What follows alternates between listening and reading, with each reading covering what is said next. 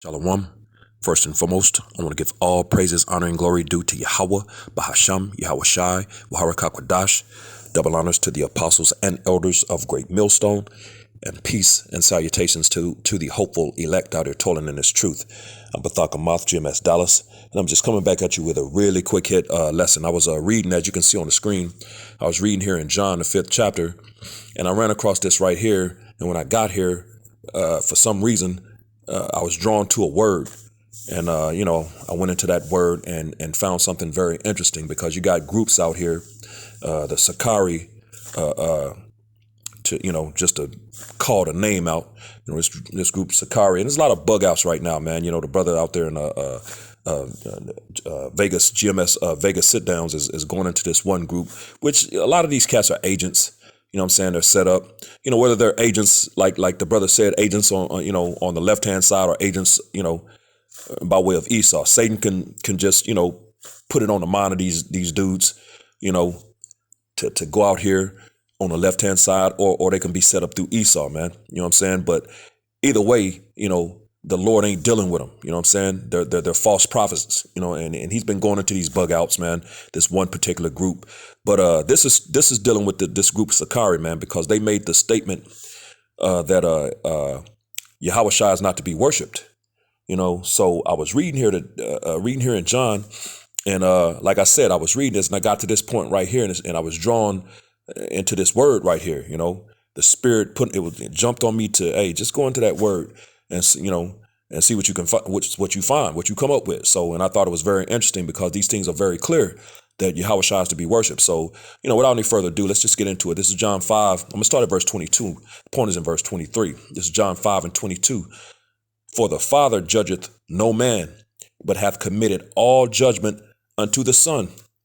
And the Father, of course, represents Yahweh, man, And it says, for the Father, Yahweh judgeth no man, but hath committed all judgment unto the Son. Everything has been committed to Yahawashi, man.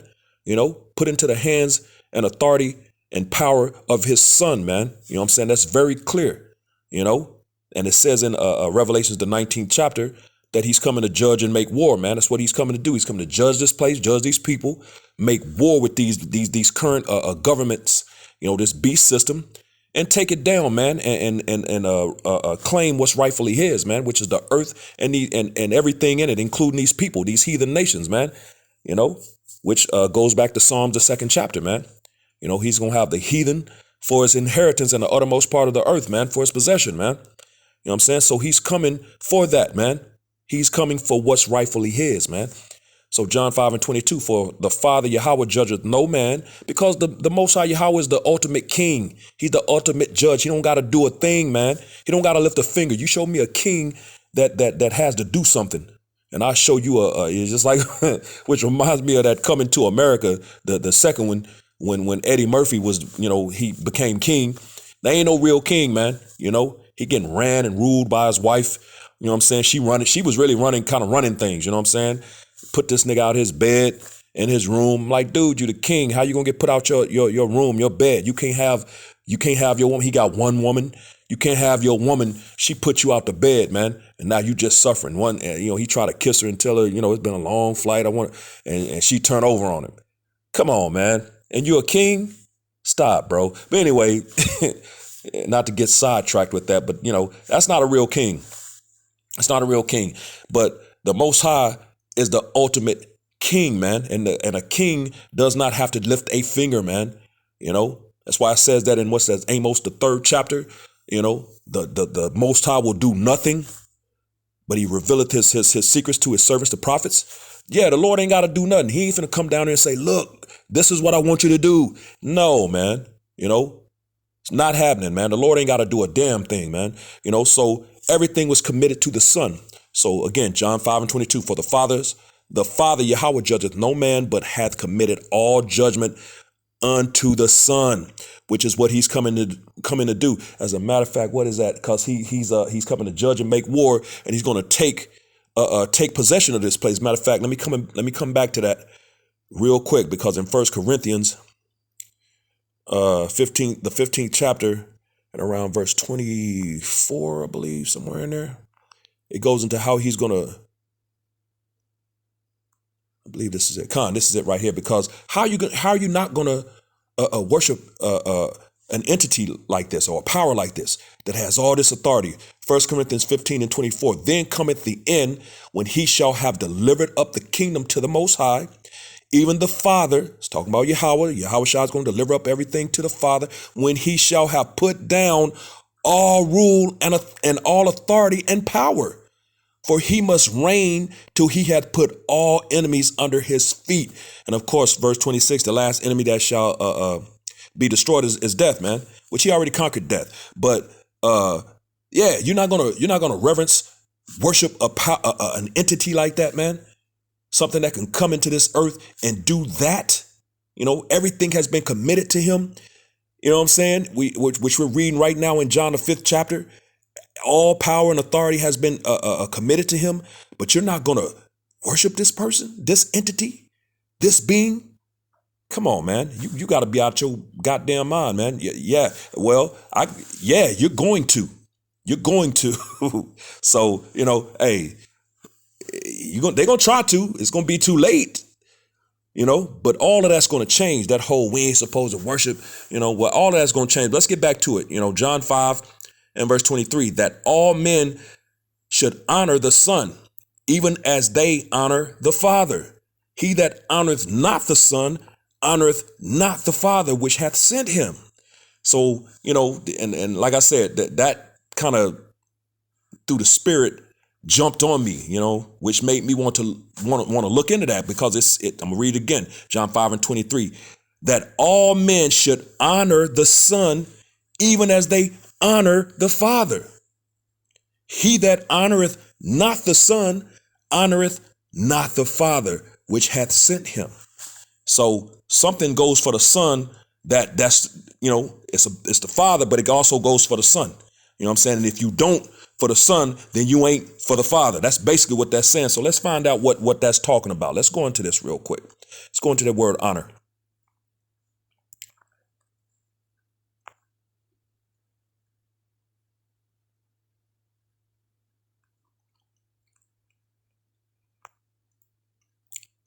Yeah, this one right here. Please sit. I think this is the word I wanted. Yeah, it says, matter of fact, let me let him say it. Strong's G 5091, Tamao. And it's outline of biblical usage: to estimate, fix the value for the value of something belonging to oneself, to honor, to have in honor, to revere, venerate. So that word revere got my attention. So let's go into this word real quick and let's do a web search on this word revere, which is within the word honor, which when you think about that, that's where you get the word reverence, you know. And it says to revere. Revere. And it's a verb. It says feel deep respect or admiration for something, you know. And the elect has that. They have that deep respect and admiration for Yahawashi, man. You know what I'm saying? So let's go into some of these similars, man. Let's go into some of these similars real quick. Similar says respect, admire, you know, which we respect and admire Yahawashi, esteem, appreciate, cherish, value, set great store by, prize, treasure, look up to, worship. Do you see that? Right there. The similar words to, you know, of course, honor, which is revere, is worship, man. And it says show reverence and adoration for a deity, honor with religious rites. So it's worship, man. When it says, which I'll read again first, but let me do this real quick. Let me go into this word. I'm going to pull up worship real quick, you know. Worship. And it says, it's a noun, worship, the feeling or expression of reverence, boom, and adoration for a deity, the worship of God. Similar, reverence, revering, worshiping, and of course there's more, but that's what I wanted right there, man. You know what I'm saying? So it's the same thing. So now let's go back. So it's worship, man. So now let's read it in context. John 5:23, that all men should worship the Son, even as they worship the Father. He that worshipeth not the Son worshipeth not the Father, which hath sent him. That's basically what that's saying, man. And you got groups out here that's that's teaching, you know, we are not to worship Yahawashi, man. You know, which all of those words are synonymous. They're similar. You know what I'm saying? You know, when you go into that word honor, you know, you get, you know, the similars was, you know, well, you have revere. And then when you get the dictionary, it says reverence, worship, man. You know, so all of these things are going basically into the fact that we're supposed to worship Yahawashi, man. You know what I'm saying? And what does the scripture say? As a matter of fact, when you go into Isaiah, the 45th chapter. What was said in Isaiah, the 45th chapter, man? Let's see. We're going to jump down to verse 23, I believe it is. It's Isaiah 45:23. I have sworn by myself, the word is gone out of my mouth in righteousness and shall not return, which reminds me of one of my favorite scriptures. I always quote it, Isaiah 55:11. As a matter of fact, I'm gonna read it this time, and then we'll come back. Isaiah 55 and verse 11. So shall my word be that goeth forth out of my mouth. It shall not return unto me void, but it shall accomplish that which I please, and it shall prosper in the thing whereto I send it. So it's all about the you know, the will and purpose of the Lord, the pleasure of the Lord, man. So let's go back to Isaiah 45, because he's pretty much letting you know the same thing here in the 23rd verse. It's Isaiah 45:23. I have sworn by myself, the word is gone out of my mouth in righteousness and shall not return, that unto me every knee shall bow, every tongue shall swear, man. You know, and when you go on, let's go into this real quick. Let's go into this word bow real quick, man. Because you're going to bow, man. You can think you not all you want to. And it's H3766. And that word is karataza. Karataza. Yeah, karataza. So karataza. And outline of biblical usage is to bend, kneel, bow down, sink down to one's knees, kneel down to rest of animals, kneel in reverence. There it is right there. That reverence, you know, same thing. Let's go into that word reverence, because that's within the word bow, you know. Reverence. Reverence is a noun, and it says deep respect for someone or something. Rituals showed honor and reverence for the dead, which they do that. So why you can reverence the dead, but you can't reverence Yahawashi? What the hell, man? You know, which that's going off, you know, but you know, I'm just saying these people doing it, you know. It says regard or treat with deep respect. Come on, man. You know, let's go into some of these similars. It says acclaim, admiration, approbation, approval, appreciation, estimation, favor, recognition, worship. There it is. Boom. The feeling or expression of reverence and adoration for a deity. Boom. There it is. So reverence again, worship, man. You know, and that's within the word bow in Isaiah, the 45th chapter, man, you know, and it's reiterated. Let's get it in the New Testament in Romans, the 14th chapter.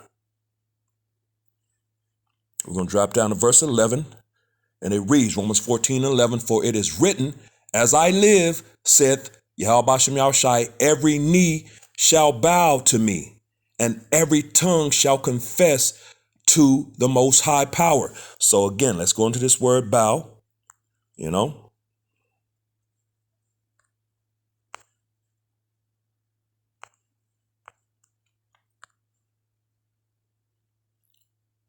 Let him say it. Strong's G 2578.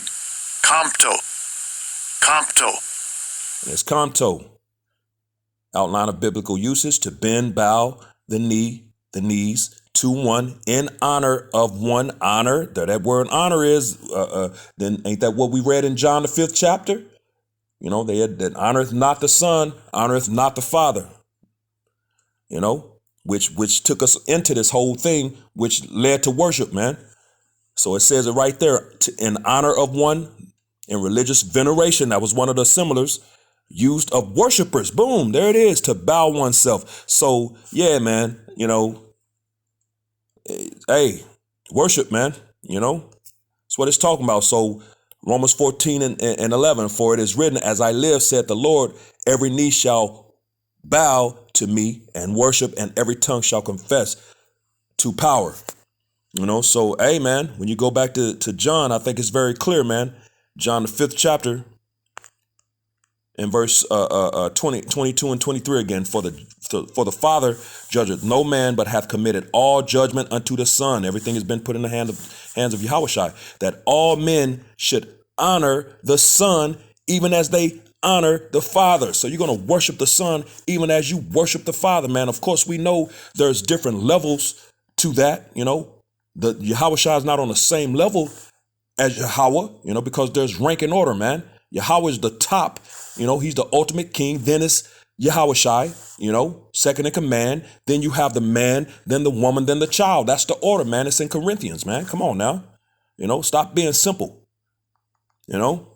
So verse 23 again, John 5:23, that all men should honor, worship the Son, even as they honor, worship the Father. He that honoreth not, worship not the Son, honoreth not, worship it not the Father which hath sent him. So yeah, you're going to worship the Son. You're supposed to worship the Son. And if you're not doing it now, you will in time to come, you know, because he's going to come and do exactly what we just read in 1 Corinthians, the 15th chapter and verse 24. He coming down to put down all rule, you know. He's coming to judge and make wars. It says in Revelations, the 19th chapter, man. You know, so hey, which side of that are you going to be on? We already know what side of that Sakari is on, man. You know, because they're the ones going around teaching that we're not to worship Yahawashi, man. Well, I think they're going to have a change of heart. It's going to be too late, man. You know, at the end of the day. But hey, it is what it is. This thing was written as it is written. This is the Lord's story. So with that, hopefully this was edifying to the hopeful elect that jumped on me, man. So I just wanted to, you know, bring that out. So hopefully this was edifying to the hopeful elect, which hope to be a part of Abaratza Babakashah. With that, giving all praises, honor, and glory due to Yahweh, Bahasham, Yahawashi, Waharakakadash, double honors to the apostles and elders of Great Millstone, and peace and blessings to the elect, the house of David, the Bayath, Shah Dawadah, Shalom.